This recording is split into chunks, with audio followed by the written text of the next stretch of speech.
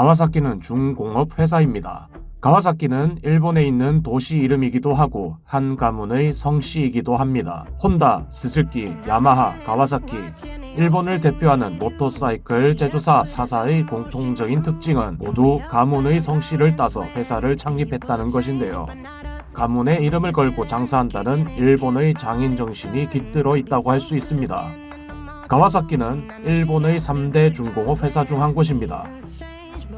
가와사키의 주 업종은 선박, 항공기, 철도 차량, 제트스키, 가스터빈, 가솔린 엔진, 수송기, 기타 등등의 기계 장치를 제조하는 기업이에요. 아주 거대한 회사입니다. 중공업 회사가 오토바이를 취급하는 경우는 전 세계적으로 손에 꼽는데 가와사키가 그렇습니다. 일본 4대 메이커 중에서 생산량도 가장 적고 규모도 가장 작습니다. 하지만 절대 무시하지 못하는 엄청난 퀄리티의 바이크를 생산하죠. 가와사키 바이크는 상남자라는 인식이 강합니다. 무형맨이 바이크를 입문하게 된 계기가 가와사키 바이크 때문인데요. 정확하게는 2000년도 초반 우리나라에 일본 학원물 만화가 유행했던 때가 있습니다. 지금 아재가 되어가고 있는 90년대생들, 특히 남성분들이 열광했던 만화가 꽤 많죠. 그때 당시 남학생들에게 오토바이란 남자 그 자체였습니다. 일본 학원물이 한국에 끼친 영향이 엄청났는데 일본 학원물에 등장하는 폭주족들이 미화되어 우리나라에 엄청 큰 영향을 끼쳤죠. 국산 만화책 중 대표적인 학원물에 등장하는 좀 나간다 하는 애들이 모두 오토바이를 타고 등장하기도 하는 직간접적으로 영향력이 상당했습니다. 대표적으로 짱과 니나자레가 있죠. 이 때문에 폭주족이 생겨났다는 설도 있었습니다. 이런 영향력을 행사하는 일본 학원물, 그 중에서도 탑을 찍던 만화가 있었습니다. 바로 상남 2인조와 GTO입니다. 상남 2인조의 주인공 겐지와 오니즈카, 이 두 명이 사랑하는 바이크 가와사키 Z 시리즈입니다. 제 생각인데 지금 바이크 타는 30대 40대 아재들 중에서 이 상남 2인조를 안 본 아재들은 없을 거라고 생각합니다.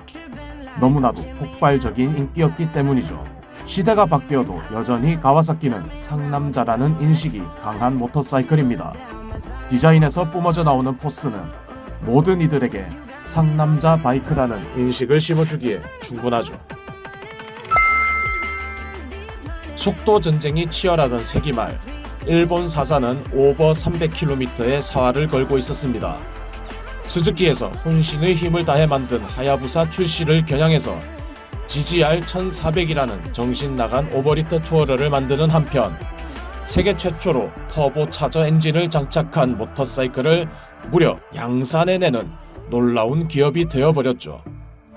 닌자 H2R이 세상에 등장하고 시속 400km/h를 넘긴 영상은 전 세계인을 경악하게 만들었습니다. 특히 수많은 슈퍼카와 전투기까지 등장한 지상 속도전에서 전투기를 따버리는 기염을 토하기도 해 전 세계가 깜짝 놀라기도 했습니다.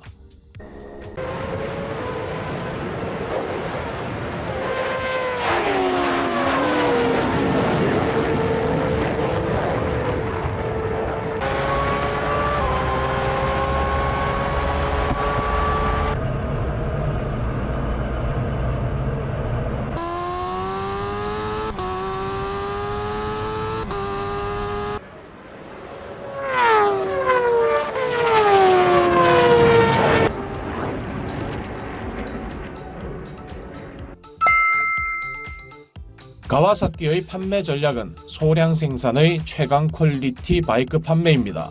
특히 가와사키 일본 생산 차량들의 가격은 보통이 아닌데요. 터보 차저 엔진을 장착한 H2 라인들은 최소 가격이 3천만원이 넘어갑니다. H2의 투어러 버전인 H2SX와 H2SX SE 플러스는 풀옵션 가격이 4천만원을 훌쩍 넘어버리죠. 가와사키의 대표적인 라인업들은 대표적으로 닌자 시리즈, Z 시리즈, W 시리즈가 있습니다. 닌자 시리즈는 가와사키의 대표적인 레플리카 모터사이클 라인업입니다. 크게 2기통 모델과 4기통 모델로 나뉘는데 2기통과 4기통의 차이는 가격 면에서나 품질 면에서나 차이가 상당합니다. 2기통은 해외 생산, 4기통은 일본 생산이고 같은 미들급인 닌자 650과 6R의 차이를 보면 확실히 알 수 있습니다. Z 시리즈는 가와사키의 네이키드 시리즈인데 이 Z 시리즈가 바로 상남이 인조에 나온 오니즈카가 가장 좋아하는 최애 바이크들입니다. 디자인에서 그냥 남자 냄새가 풀풀 나는 것이 특징인 바이크죠. 2019년 가와사키는 또 한 번의 미친 짓을 Z 시리즈를 통해 감행하는데요. 바로 Z 시리즈의 최고봉으로 등장한 ZH2를 2019년 이크마에서 공개해버렸습니다.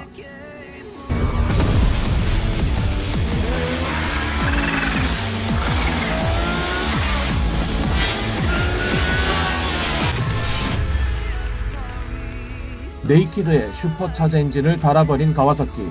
앞으로 유로5 규제라는 과제가 남아있음에도 불구하고 계속적으로 신차를 우후죽순처럼 발표해냅니다. 이외에도 가와사키의 역사와 함께 수많은 바이크가 탄생하고 사라졌는데요. 그렇다면 이런 거대 기업 가와사키는 얼마나 많은 돈을 벌까? 위 표를 보면 2018년 총 연결 매출 약 16조 엔입니다. 16조 엔을 우리나라 환율로 계산해보면 약 170조 정도 되겠네요. 이 중 모터사이클 그리고 엔진 사업이 차지하는 비중은 38조 원 정도 됩니다. 비율로 따지자면 22% 정도인데요. 가와사키가 최근 바이크 개발에 박차를 가하는 이유를 알겠습니다. 우리나라 바이커들한테는 가와사키 바이크가 매우 유명하지만 일반인들한테는 생소합니다. 구글에 가와사키를 검색하면 가와사키 모터사이클이 가장 상위 랭크 되지만 네이버 지도에 가와사키를 치면 암울합니다. 병원만 검색이 되네요. 사세미만 영유아한테서 자주 발병되는 질병이라 거의 대부분의 병원들이 관련 검색어로 가와사키 병을 집어넣어서 그런지 우리나라에서는 현실이 이렇습니다. 네이버 지도는 누가 많이 검색을 하느냐에 따라서 우선순위가 바뀌는데 우리나라에선 가와사키 검색을 무진장 안 하나 봐요. 그도 그럴 것이 가와사키 관련돼서 영업을 하는 곳을 찾기가 힘듭니다. 그 이유는 가와사키는 아무나 대리점을 주지 않는 것으로 유명한데요. 우리나라에서도 가와사키 모터사이클 사업을 총괄하는 곳은 대전기계공업입니다. 우리나라에서 공식적으로 가와사키 모터사이클 대리점으로 인정받는 곳은 총 9곳인데요. 서울에는 바이코스, 바이크체크, 베스트바이크 총 3개소, 경기권에는 안양 신원 모터사이클이 있고요. 대전 바이크월드, 대구 런앤플라이, 부산의 SN바이크, 그리고 인천 299 모터스가 2019년 12월 인천에서 유일한 가와사키 정식 딜러가 되어 총 9곳이 대한민국을 담당하고 있습니다. 가와사키의 구체적인 계획은 그 누구도 알 수 없지만 과거에 비해 양산 차량들을 많이 만들어내기 시작했고 착한 가격의 차량들도 속속들이 등장하고 있습니다. 또한 재무지표에서 알 수 있듯이 가와사키는 레저의 비중을 더 올리기 시작했습니다.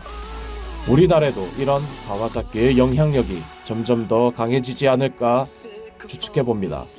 이상 남자의 남자에 의한 남자를 위한 상남자 바이크 가와사키 리뷰를 마치도록 하겠습니다.